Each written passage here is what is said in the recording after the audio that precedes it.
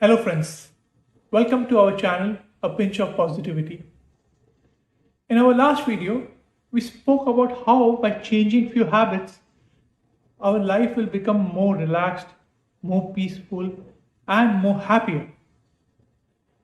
In continuing with the same topic, I want to stress on one more important factor that if we bring about that change in our life, we will further enhance the quality of our life. We'll make it more happier and more peaceful. The word that the key word that I am using over here is expectation. We have to realize expectation is the cause of sorrows. Either we are expecting material things in life or we are expecting from somebody in relationships, whatever the kind of relationship it may be. And when those expectations are not met, or the person with whom we have relationship does things in the way we expect or do not do what we expect, we get disappointed. And that disappointment results in frustration, anger, and unhappiness. I'm going to share with y'all my personal experiences. And I'm going to emphasize today on expectations in relationships. When my journey towards spirituality started, I understood one thing that I have to bring about a changes in my habit for me to be more happier and have a stress-free life. Because I was not expecting from them anymore, and because I accepted them the way they were, there was no reason for disappointment. There was no reason for me getting frustrated or angry, and I was able to achieve that balance far more easier. But at the same time, I struggled to achieve the same balance within my family, with my wife, with my son. And it used to make me wonder that why is it that it was so easy for me with others but not with my family? But on the contrary, shouldn't the first change should have come with the family? It's not that I did not attempt. I did attempt, but somehow I was not succeeding.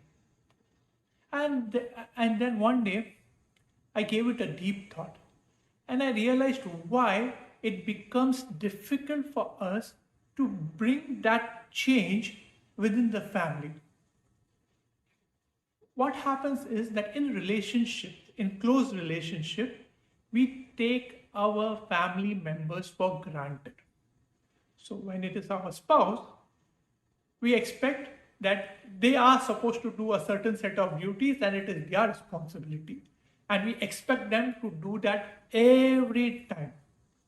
So when they do not do, or they do it, they don't do that, they don't fulfill that responsibility properly, we get frustrated, angry, disappointed, and thereby cause imbalance in our life with stress and unhappiness.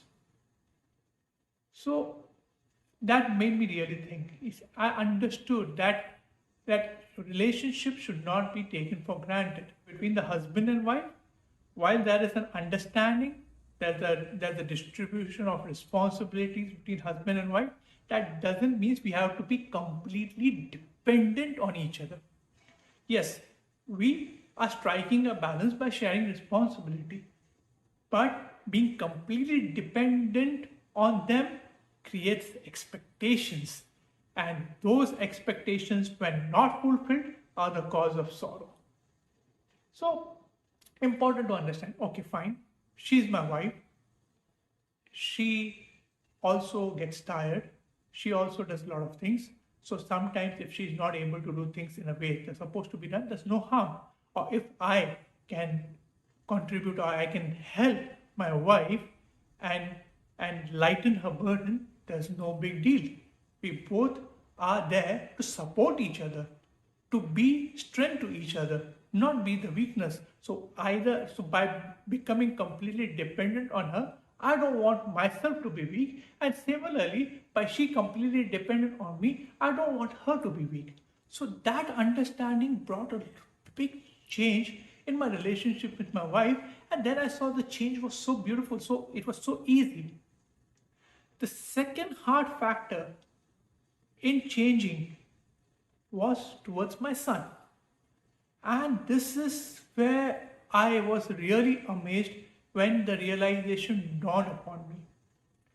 You know, it is our habit that we consider our children as they are small. And because they are small, that means we can have control over them. They are supposed to do whatever we tell them to do. They are supposed to respect us. They are supposed to listen to us. So it's like as if because they are our children, we own them, and by owning them, they should do whatever they want.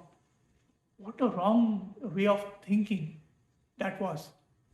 And I quickly realized that our children are also souls. So when we look at each other, whether in a relationship or outside relationship, we have to look at the other person as a soul. And then I realized that my child, as a soul, has come with a different set of experiences. And maybe he might be more wiser than me in experience from soul point of view. Okay, maybe from body point of view, from this birth point of view, he is small in age, but maybe he's not small in wisdom. And I started looking at my son from that perspective. And also, that means he demands the same respect that I expect from him. First of all, I should not be expecting. So I changed that perspective. I started respecting my son. I started looking at him from a soul. And the relationship drastically changed. I quickly realized that my son is far more wiser than me. And I am blessed to have a son like that. Reason being, because he used to purposely do things to irritate me, to make me angry. And when I used to tell him that you are making me angry, he simply used to say, I am not making you angry, you choose to be angry.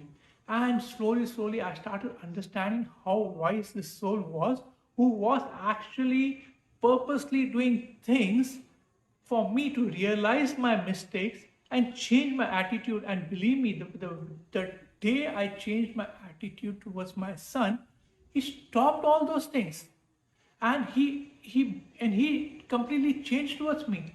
So this is the effect of realization. When we understand, when we get the knowledge and we understand relationships, automatically the relationship change. And today my son is my best friend. We have the best of time, we have the best of conversations.